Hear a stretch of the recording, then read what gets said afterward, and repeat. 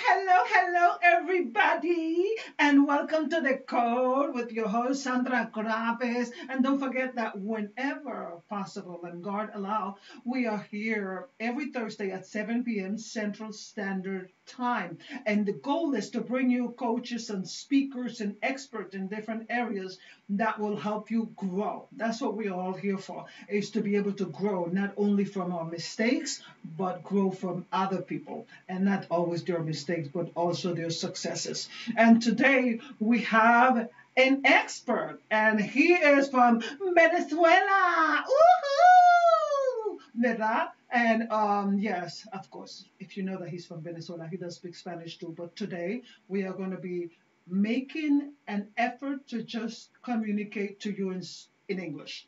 At some point, as Latinos and all that, we might end up saying something in Spanish because we're excited, but it is what it is. And today we are going to be talking about conflict management in business. I know many of us would like to have this conversation. Many of us would like to know more about that, and why not? An expert. His name is Gilberto Garcés. You notice that I did not say that in English. Gilberto Garcés. No, I said Gilberto Garcés with Sandra Graves, and today we are going to be talking about conflict management. He is a general manager. Right now, I believe he's working in Peru, but I am going to hush hush and I am going to allow him to introduce himself and tell us more about who he is, what he does, and then we can get into the topic. So, Gilberto, all yours. Thank you, Sandra. Hi, everyone. I'm very pleased to be here. As Sandra said, I'm from Venezuela, and I'm currently living for the past 7 years in Lima, Peru. And I run a business, a small business that is called GPMD Consulting. We are a management consulting firm that advise companies all around the world in topics like coaching and change management, conflict management, negotiation, and all these kind of topics. I'm 40 years old, and I'm very fascinated to be here with you to talk about this important subject that is conflict management in business. And this is something that I have been learning for the past 15 years. And this is a time that I will be sharing with you some of my perceptions about what could happen in the business and how you can make it better. Well, I'm excited about that, and I'm sure that the people that are listening are also excited. So if you are listening right now and you have any questions while we are talking, go ahead and ask your questions, and I'm going to be reading those questions to Gilberto. And what we are going to do is that really, I do not know this topic, and what we're going to do is learn from Gilberto. So if you want to learn, ask question, think, and ask question. But remember, whatever he's sharing is not only for you to listen, but for you to implement them. So, Gilberto, tell us, how do we start this? What is it that someone that is interested in this conflict management business conversation, what will be the first thing that you would want to share with us? Yeah, the first topic that I would like to touch is that the conflict is something natural in the human beings.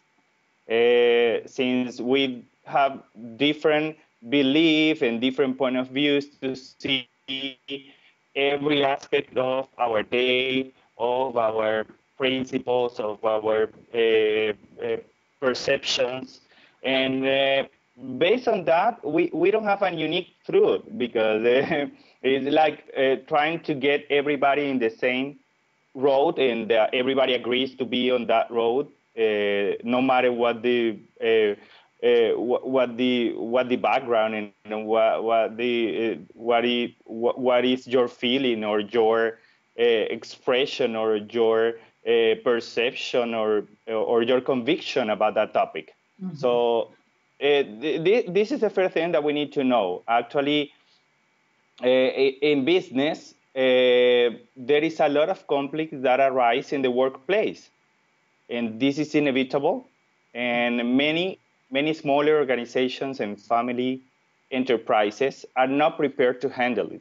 That's right. It takes some careful crafting of policies and some genuine self-reflection that get a team back on track.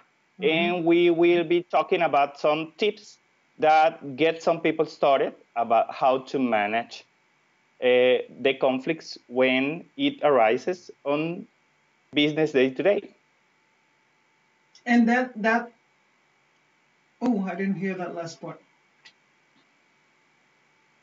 Yeah, Okay. we were talking about the some points that are very important for corporations and for individuals and small companies, how Mhm. to manage the business and how they can get started with making an a conflict management for business as for dummies. That this is something very basic, so they can get started very soon. Okay, so let's start with the basics. So, what are some of the basic things that, if I want to be successful in conflict management, what should I be Yeah, focusing on? the first is very basic, and we need to listen.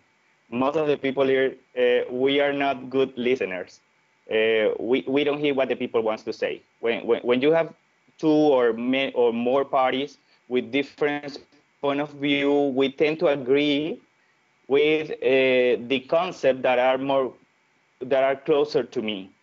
So if I feel comfortable with somebody' point of view, I tend to agree with that point of view without listening what the others want to say. So the filter, and we need to hear very carefully what the people have to Okay, say and what their arguments are Gilberto, behind a proposal. Gilberto, can you Yes. repeat that again and slowly because you actually sounded alien-like. So can you repeat that again and try not to move your hand because when you actually moved your hand, it was kind of so. Could you repeat the ending of that? Got it. Got it. When we are in the middle of a conflict process, we tend to agree with the approach that is closer to our point of view. And this is a wrong approach, since the less we hear what the others wants to say and what the arguments are behind any proposal or any disagreement, we won't be able to learn and we won't be able to understand the complete background to take a right decision and to drive the conflict to a right resolution. I completely agree with that. But you know what? I one of the things that I notice when I am working with different companies, um, people usually hate the managers, and they think they're the worst. And I don't want to say the names, but how does a manager actually work with that in conflict management? Okay, managers need to understand where the emotional responses are coming from.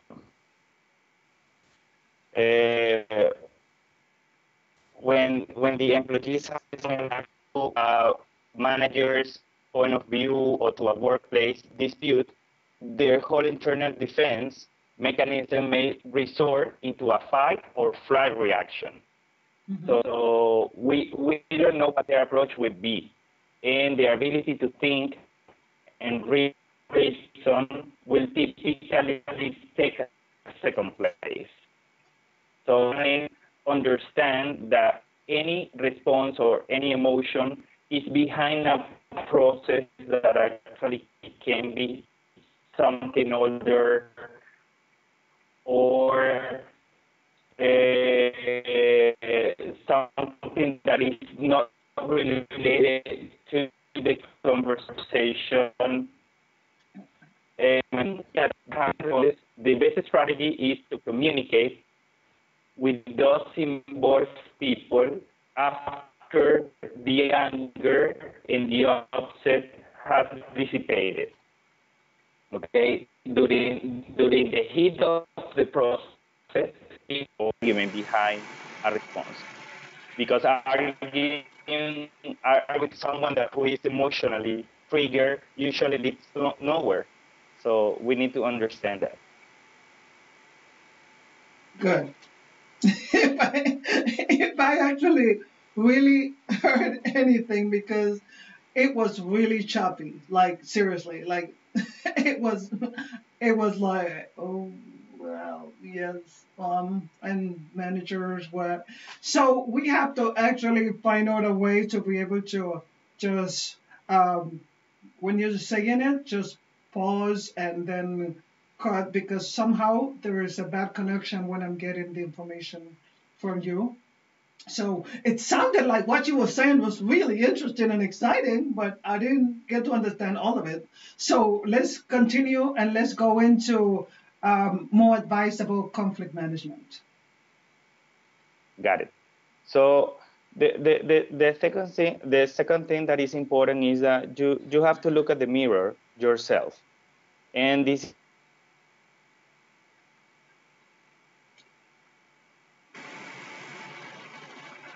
I think that Do what? I think that I lost you. Are we back? Yes, we are Got back. it. Yeah, you just totally blanked out. No, it's okay. I'm back. Okay. What I was saying is that the second thing that is very important is that you need to look yourself as a mirror, and this is called self-awareness. Uh, you mentioned before, Sandra, that actually what happened when you had your manager and something like this is, and the question that you need to ask yourself is that, are you a conflict avoider or are you an aggressive leader?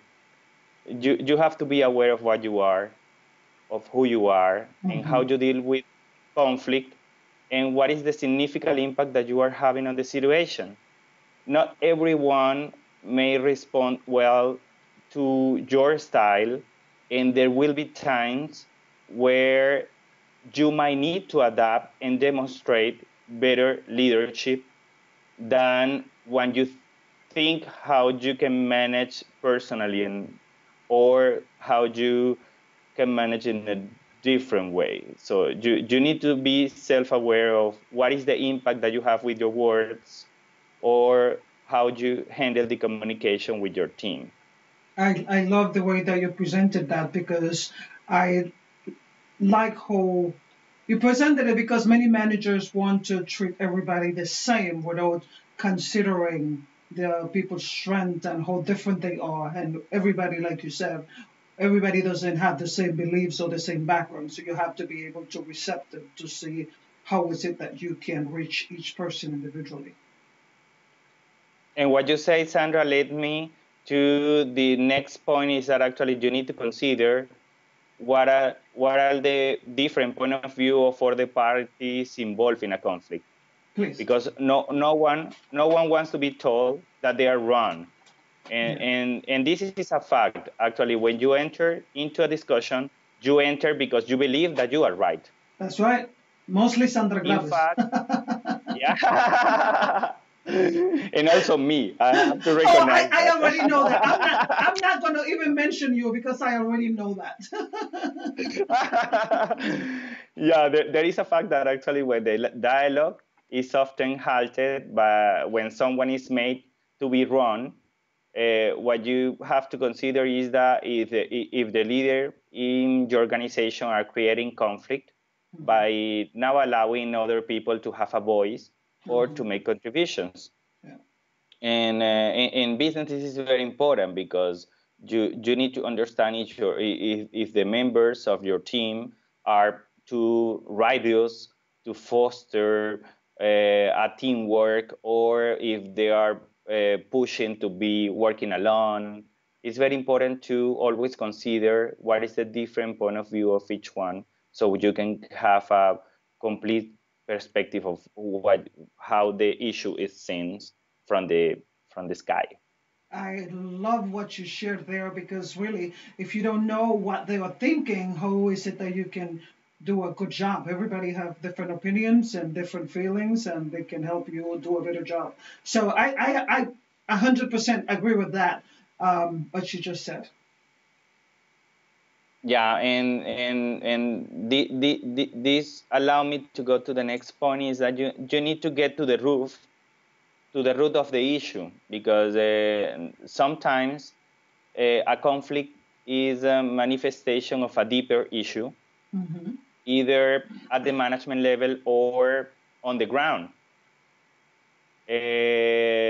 But there is a book that is named Getting to Yes, that is the negotiation agreement without giving in, that is from Roger Fisher and William Curry. And they say that actually you need to go through a simple step-by-step method for getting to the source of the issue and moving beyond it. They mention in the book actually that actually there were two persons fighting for an orange, and everybody believed that the fair agreement was to cut the orange in half, so they can have half and half. So and going deeper into the conversation, one of the parties needed the peel to make a cake, and the other part needed the juice to drink a juice. And so the agreement that was proposed at the beginning, that was cutting the orange half and half, was not the right agreement, because there wasn't the agreement who maximizes the result and the optimum result for a conflict negotiation process. So actually, what you need to do is go deeper, because the most of the issues are like hidden by motivators that are not shown during the discussion process. So you need to dig and dig and dig in order to get more perspective and try to get what the people want. Some people want recognition, some people want to be right, and sometimes you have to accept that giving the reason to somebody without giving the right argument will make somebody happy, and the other people wants to be fair, and the other wants to defend people. So everybody has a different rationale. So getting to the root of the issue can help you out to understand where is the resolution and what is the right way to make it faster, because you don't want to go to a long conflict resolution process as divorce or any other critical ones that the people live on a daily basis. Exactly. So you don't want to go to litigation or demands and other things, because this will be like the other stream of conflict resolution that we don't want to go there. We don't want to go to litigation or legal processes. That is correct. And with that said, what we're going to do, we're going to take a break, and then we are going to be back so that you can tell us more about this conflict resolution and some of the tips that the managers or other people can use in their life or in their business to be able to make this better. So we'll be right back. Thank you, Sandra.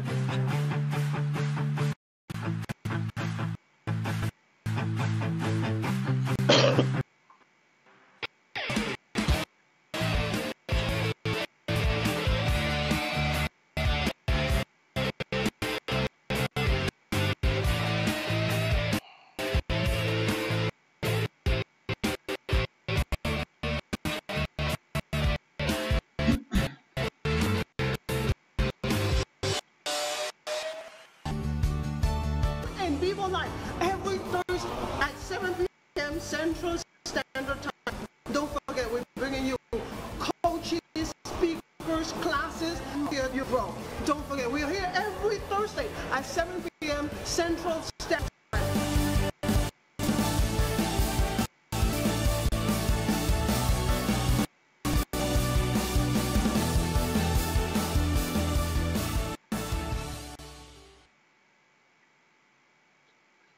Well, we are back, and welcome again to the Code in your segment of conflict management in business. And today we are talking with Gilberto Garcés, and like I said before, he is from Venezuela, and he is a general manager, and he's sharing some really awesome perspective with us about conflict management. So I'm going to shut up, and I'm going to continue to allow Gilberto to speak, because I can speak forever. So go ahead, Gilberto. You can speak very, you can speak the whole interview, Sandra. I agree with that. Go ahead, Papa. Yeah, moving forward on the conversation that we are having is that it's important to accept the people for what they are on and not but who they are not. Yeah. People process information and make decisions differently, and knowing how your team members approach their work provides invaluable understanding and allowing the team to draw on the strengths of others rather than discredit their work style or habits. And this is very important because when people feel criticized or they feel that actually you are focused on, okay, that you got late on that date or you got wrong on that meeting or you make a mistake on that time. Yeah. So people feels like very unmotivated. So we need to focus on what they are good and what they can provide to add value to the business. And we are all different, and we are together. We make what the right result is. So we should not expect everybody to be the same, because this expectation is making the people to feel at the wrong way. So the goal is to focus on their strengths because everybody have weaknesses. So if we actually try to find out how we can use their strength, maybe we can help them to add more value. Is that correct? Yeah, that's right. And one of the way that we can do to make it better is that we can implement regular feedback meetings. And this is important considering that implemented weekly or bi-weekly or monthly. No.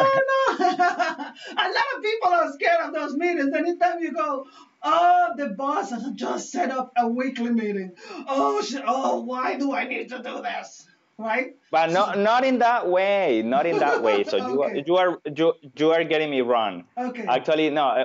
Open sessions is they have the purpose like brainstorming, so the people can say what is working and what isn't. Okay. And this will allow to address the issues when they are small before they escalate and make it bigger. That's right. So that's what we don't want. We don't want to have a monster following us.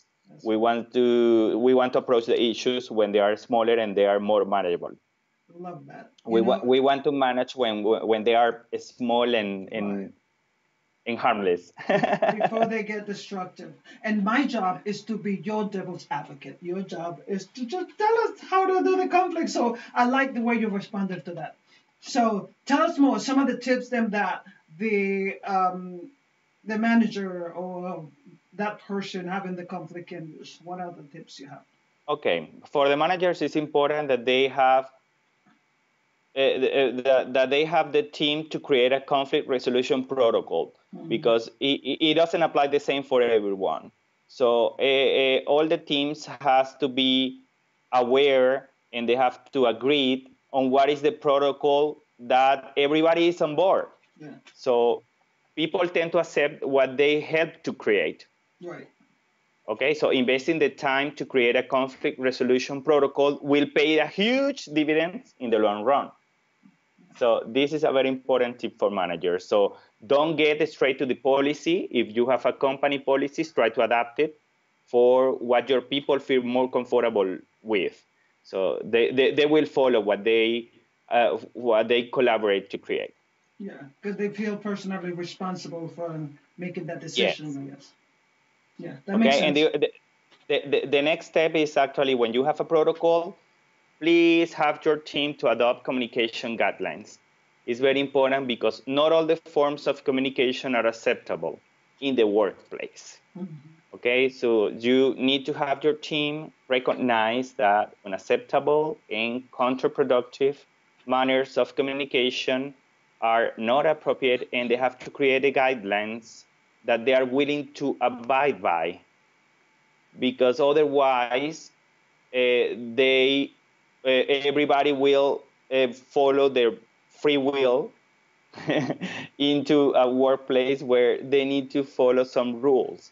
And this is very important because what the people say is that in the most of the times when we are giving coaching, they say, no, you have to be happy and you have to be free and everybody have to be happy. But what I said is that you need to be happy, but you need to have rules. Yeah. And you need to have rules where everybody is comfortable with. Yeah.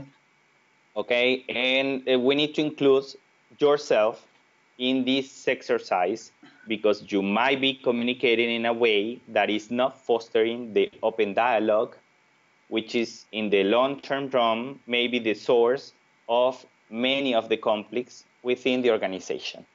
And I like that you said that because many managers will create a lot of rules, but that rule is for you guys. That rule is not for me. I'm not included in this, right? Yeah, it tends to happen a lot in my clients. I used to give coaching and mentoring for the most of the middle and top management, but general management are not engaged because they are gods. Yes. So exactly. they don't feel that they need to adapt to anything. So if you are not open to new knowledge, if you are not flexible, you won't be able to get the results through your team because this will create frustration because the people will say, okay, everything is for me, and you continue to be the same. Yeah, I agree. Okay. The other is that we need to be vigilant and enforce the measures that the team develop because no one wants to deal with conflict or reprimand people. When the people doesn't feel good, they don't react good and create a very uncomfortable environment for the day-to-day communication, and not only for business, but also personal communications. Okay, so once you have a clear conflict resolution protocol and communication guidelines, they must be able to implement it in a strategic and consistent way. And where the most of the managers fails is that they do not follow up. And the follow-up is very important because we can have a party and we can say, these are the strategic goals and everybody's happy, blah, blah, blah, blah. And tomorrow, everything continues to be the same. So the people say, okay, we are again on the jail. So we don't like it very much. And this is what we don't want the people to create. So managers need to understand that once you create something, you need to follow up and you need to measure results because the people changes every day. Mm-hmm. What doesn't change is what the people doesn't like. But what the people like can change every day. So you need to prove, you need to measure, and you need to adjust. Okay, because in the beginning, you can think that actually there are a lot of ideas and guidelines that work for us today, but the people and the team is evolving, and as long as they are evolving, you need to adapt these new guidelines and rules so it fits on why they have become. Well, you could not have explained that better. I got it. I got that the manager need to get the people involved, talk to the team, be able to get their opinion, but not only the opinion, be able to participate, be able to set rules, also to get involved. You are not God. They are not only responsible, you are responsible with your team as well. And follow up to make sure that everything is going. People are growing, and as they grow, they're going to like different things. And that's so you learn how to manage the conflict with people because you're getting to know them through the process of, whatever it is that you all together agreed on, right? Right, Sandra. And there is one thing that I'm going to mention that is not making me very popular, but this is very focused on manager. And the question that you need to ask to yourself is that, do you have the right people in your team? Mm-hmm. This is very important because in the most of the cases, you can explore all the advices that I have given to you, and it's not working, and it's not working, and it's not working. So if you have team members that are not functioning well or are creating conflicts all the time, you need to evaluate if that person's skills would be better suited for a different team or a different position, or whether that person fits in your organization or not. Wow, that will not be a better way to end this than like that. Make sure that you analyze to see if you have the right people, and that is the truth. Because a lot of times people, try to work everything out, but you have the wrong people. You just need to get rid of Berta. Berta is not helping anything. Berta needs to go to the next department or leave the company because she is causing problems. But I love that. I love the way that you ended that. So, do you do coaching if someone that have a business or having a problem figuring out things, will they be able to contact you? How will do we that? We can. You can. You can do it through any of the social media. In Instagram, we are GPMD Consulting. In Twitter, GPMD Consulting. Our webpage is www.gpmdconsulting.com. Or you can follow me to my social media, and you can find me everywhere as Gilberto Garcés. That is my first name and last name, all straightforward. So you can find me everywhere. And LinkedIn, you can find me also by Gilberto Garcés. I used to put a lot of